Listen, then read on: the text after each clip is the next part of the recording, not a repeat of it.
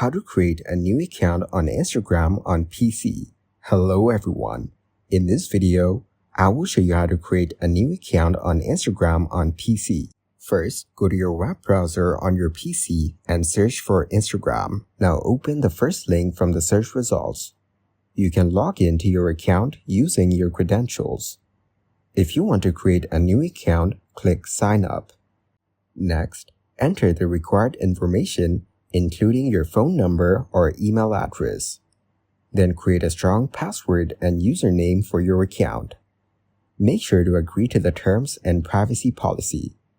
Once you're done, click Sign Up. After signing up, you will be directed to your account.